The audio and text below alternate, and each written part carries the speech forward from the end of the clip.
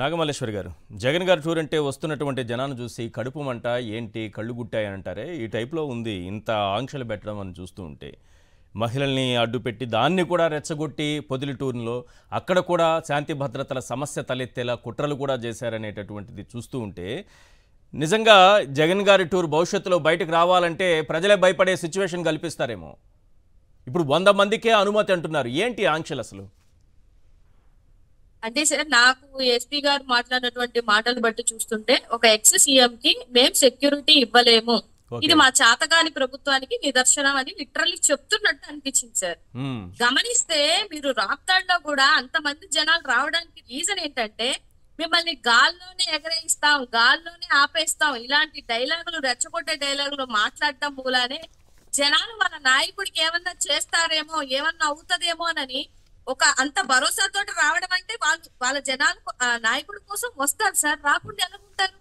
Core వైఎస్ఆర్సీపీని ఆపగలిగేటువంటి దమ్ము ఎవరికన్నా ఉందా ఈ స్టేట్ లో? ఒకసారి గమనించుకోవాలి కదా.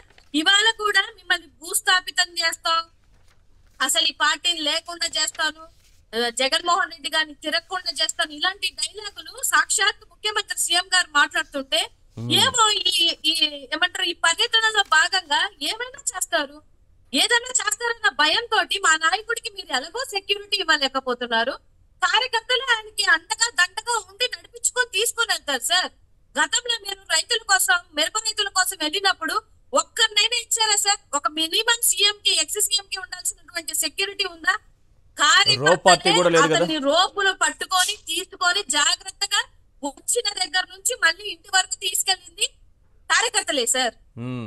ఇవాళ రేపు కూడా నేను కార్యకర్తలందరికీ ఈ సాక్షి లైవ్ ద్వారా చెప్తుంది ఏంటనంటే, వీళ్ళు అల్లకోలాలు సృష్టించడానికి రెడీగా ఉన్నారు.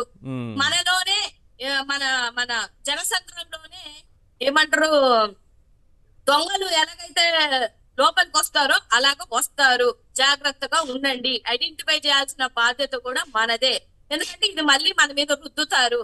వాళ్ళు రెడీగా ఉన్నారు. ఎందుకంటే మొన్న చూసినప్పుడు, పొదిలిలో చూసినప్పుడు జనాలను చూసి వాళ్ళకి నిజంగా నిద్రలు పట్టట్లేదు సార్, అందుకని ఇలాంటి స్టేట్మెంట్లు ఇస్తున్నారు. అంత జనసంద్రం పొదిలి ఒక రకంగా చెప్పాలంటే పులకరించింది. ఎవరినైనా ఆపగలుగుతాం కానీ జగన్మోహన్ రెడ్డి గారి జనసంద్రాన్ని ఆపగలిగేటువంటి దమ్ము ఈయనకి లేదు, ఈయన కొడుక్కి లేదు. ఎందుకంటే మీకు భయం, ఈ జనాలను చూస్తే మీకు భయం, మీరు సెక్యూరిటీ ఇవ్వలేరు. ఇప్పుడు ఒక కార్యకర్త దగ్గరికి, మరణించిన మనిషి దగ్గరికి వెళ్తున్నప్పుడు మీరు ఎందుకు భయపడుతున్నారు సార్? దేనికి భయపడుతున్నారు వీళ్ళంతా? వెళ్తే తప్పేంది సార్? మీరు వెళ్ళరు, వెళ్ళే వాళ్ళని వెళ్ళనివ్వరు. ఈ ఆంక్షలు ఏంటి? ఇన్ని సంవత్సరాలలో ఇంత రాజకీయ ప్రస్థానం, ఇంత రాజకీయ ఎక్స్పీరియన్స్ అంటారు, మీరు మాత్రం కరోనా వస్తుంది, కరోనా కేసులు కూడా దాచిపెట్టి మహానాడు చేసుకుంటారా? ఆ రోజు మీరు ఎంతమంది జనాలను తెచ్చుకున్నారో. ఇప్పుడు మా డౌట్ ఏంటంటే, సాక్షి లైవ్ కూడా ఆపేస్తున్నారు, సాక్షి ఛానల్స్ ని ఆపేస్తున్నారు. మరి ఏం ప్లాన్ చేస్తున్నారు వీళ్ళు రేపు పర్యటనకి? మాకు భయంగానే ఉంది సార్.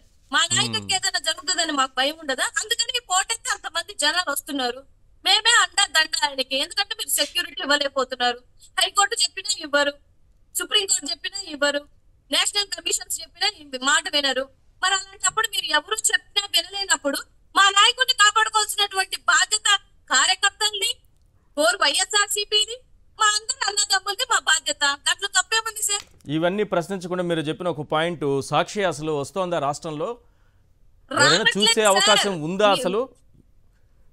కాదండి, మొన్న మహానాడు కూడా ఎన్టీవీ, టెన్టీవీ, సాక్షి, TV9 అన్ని ఆపేశారు. ఎందుకు ఆపేశారు సార్? దేనికి ఆపేశారు? మహానాడు జరుగుతున్నప్పుడు ఓన్లీ ఏబిఎన్, ఆంధ్రజ్యోతి, TV5 ఇట్లాంటివే, ఈనాడు, ఈటీవీ ఇవే ఉండాలంటున్నా? అవే ఉండాలి, అవే వాళ్ళు చూపించాలనుకున్నవి చూపిస్తారు. మీరు గమనించండి, నిన్న పొదిలి విషయంలో కూడా ప్రోగ్రామ్ అంతా వదిలేసి ఎవరో రాళ్ళేసింది మాత్రం చూపిస్తున్నారు. మీకు తెలుసా ముందే రాళ్ళేస్తారని? తెలుసు వాళ్ళకి, ఎందుకంటే ఏ ఇస్తుంది మీరే కాబట్టి. రేపొద్దున ప్రోగ్రామ్ కి కూడా ఈ వాయిస్ లో అసలు వాస్తవం ఏం జరుగుతోందనేది ప్రజల్లోకి వెళ్లకుండా ఆపడం కోసమే సాక్షి ఛానల్ ఆపుతున్నారు. నేను ప్రజలందరికీ ఏం చెప్తున్నానంటే, డిటిహెచ్లకు మారండి, అలాగే సాక్షి అఫీషియల్ యూట్యూబ్ ఛానల్ ఉంటుంది, తప్పకుండా చూడండి. వాస్తవాలు తెలుసుకోవాలంటే మనలో కూడా మార్పు రావాల్సిన అవసరం ఉంది. ఎందుకంటే ఈ 5 ఏళ్ళు ఇలాంటివి, 4 ఏళ్ళు మిగిలిన 4 ఏళ్ళు ఇలాంటివి భరించాలి కాబట్టి వెంటనే DTHలకు మారండి. అక్కడ కట్ చేసేటటువంటి అవకాశం ఉండదు. లేదా మీరు రెగ్యులర్గా చూడాలంటే Sakshi YouTube channel, official YouTube channel ఉంటుంది సాక్షిది, అందులో ప్రజలు చూసుకోవచ్చు. ఎస్, ఇలా కట్ చేసి మీడియాని కూడా ప్రజల్లోకి వెళ్ళనివ్వకుండా, ప్రశ్నించే గొంతుకులను వెళ్ళనివ్వకుండా ఆ గొంతుల్ని కూడా నొక్కేయాలని కొమ్మినేని గారి అరెస్ట్ చూసాం మనం. మీడియా ఏమో వెళ్ళకూడదు. ఇప్పుడు జగన్మోహన్ రెడ్డి గారికి ఈ టూర్కి అనుమతి లేదంటున్నారు కదా, వాస్తవాలు మనం చర్చించాలి కదా, వీళ్ళు పెట్టిన కండిషన్స్ ఏంటో ప్రజలు తెలుసుకోవాలి కదా. ఇది ప్రజల్లోకి వెళ్ళకూడదని కుట్ర చేస్తే ఎలా, నాకు అర్థం కావట్లేదు. కుట్ర చేస్తారు సార్, కుట్ర చేయకుండా ఎందుకుంటారు? జనాలని చూసి వాళ్ళకి నిద్ర పట్టట్లేదు. చాలా మంది వాళ్ళ ప్రభుత్వంలో ఉన్న వాళ్ళే అసలు ఏంది సీఎం ఈయన లేకపోతే జగన్మోహన్ రెడ్డి గారు అని చెప్పేసి ఆశ్చర్యపోతున్నటువంటి పరిస్థితులు ఇవాళ. ఇప్పుడు జగన్మోహన్ రెడ్డి గారు వెళ్ళి రైతుల కోసం గిట్టుబాటు ధర కోసం ఫైట్ చేస్తే అప్పుడు సెంట్రల్ మినిస్టర్లకి మీరు లెటర్లు రాస్తారు. ఎప్పుడు ఇచ్చారు మీరు? 11,000 ఇచ్చాము, 12,000 గిట్టుబాటు ధర ఇచ్చామని మాట్లాడుతున్నారు. అసలు జగన్మోహన్ రెడ్డి గారి హయాంలో 21,000, 22,000 ఇచ్చారు. వీళ్ళు నిజాలు ఎప్పుడు చెప్పరు సార్. నీట్ గా అబద్ధాన్ని 10 సార్లు చెప్తే అబద్ధం నిజమైపోతుంది అనుకుంటే అంతకన్నా చేసేది ఏమీ లేదు. డెఫినెట్ గా జగన్మోహన్ రెడ్డి గారి పర్యటన మాత్రం ఎవరు ఆపలేరు, ఎవరి తరమైతే కాదు. రైట్. రామ్నాథ్ గారు, ఏంటి సాక్షి ఛానల్ రాకుండా కట్ చేయడము, మీడియా అనేది ప్రజలు చూడకుండా? పోనీ మహానాడు సందర్భంగా మిగతా ఛానల్ కూడా, అంటే అవి ఆ గ్రూప్, వాళ్ళకి సంబంధించిన గ్రూప్ను వదిలిపెట్టి మిగతావన్నీ తీసేశారు. ఈ సాక్షి మీద అయితే మొదటి నుంచి అధికారం వచ్చిన రోజు నుంచి ఇది కంటిన్యూ అవుతుంది.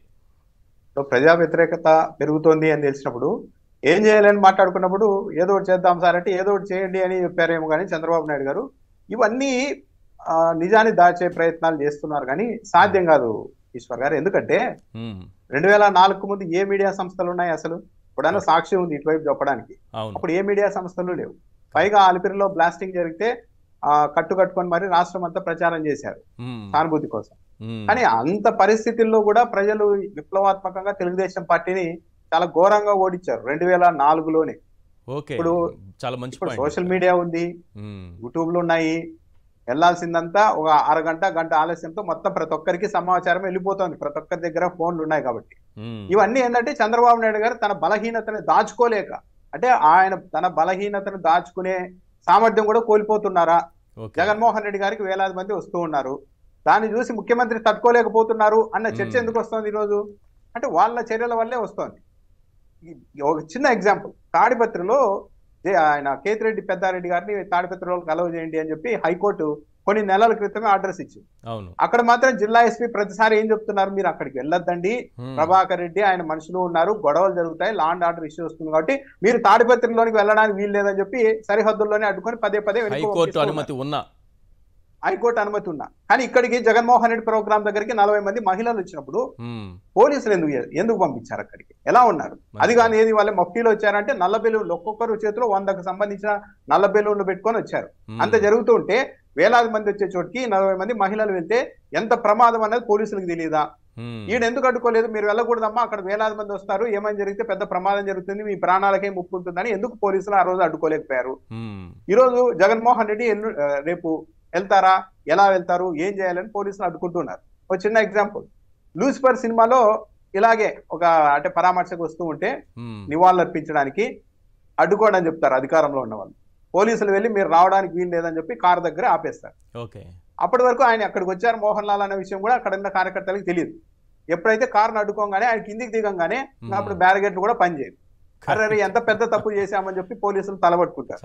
ఇది కూడా అలాగే ఉంటుంది. జగన్మోహన్ రెడ్డిని అడ్డుకుంటున్నారు, జగన్మోహన్ రెడ్డిని ఒక ఏరియాలో ఆపేయాలనుకుంటున్నారు అని చెప్పినప్పుడు ఆటోమేటిక్ ఇంకా ఎక్కువ మంది వస్తారు. వాళ్ళ కార్యక్రమాలని వాళ్ళు చేసుకునేలాగా వదిలేస్తే తెలుగుదేశం పార్టీకి కూడా మంచిది. ఎవరైనా ఏ పార్టీ అయినా సరే ఒక ప్రోగ్రామ్ పెట్టుకున్నప్పుడు వాళ్ళని అలా వదిలేస్తే ఆ ప్రోగ్రామ్ అయిపోద్ది. కానీ దాని మీద స్ట్రెస్ చేసి ఒత్తిడి చేసి నిరోధాలు, ఆటంకాలు, ఆంక్షలు విధించే ప్రయత్నం చేస్తే అది ఎప్పటికైనా ఎవరికైనా బూమరాంగ్ అవుతుంది. చరిత్ర మొత్తం వెతుక్కున్నా కూడా ఇదే తెలుస్తూ ఉంటుంది. కానీ అంత అనుభవం ఉన్న ముఖ్యమంత్రి చంద్రబాబు నాయుడు గారు ఈ విషయాన్ని గుర్తుపట్టలేకపోతున్నారు అంటే ఆయనకు ఉన్న ఆందోళన ముందు ఇవన్నీ ఏం పనిచేయడం లేదు. విచక్షణ కోల్పోతోందా ప్రభుత్వం? ఈ స్థాయిలో జనాలు రావడం ఏంటి, ఇంత వ్యతిరేకత ఏంటి మన మీద, ఎలా కట్టడి చేయాలి అన్న ఒక దీంతో, ఒక ఫ్రస్ట్రేషన్ తో ఒక విచక్షణ ప్రభుత్వం కోల్పోతోందేమో, అందుకే Yes. ఇలాంటి ప్రయోగాలు చేస్తోందేమో అన్నదైతే చాలా క్లియర్ గా అర్థమవుతోంది ఈశ్వర్ గారు.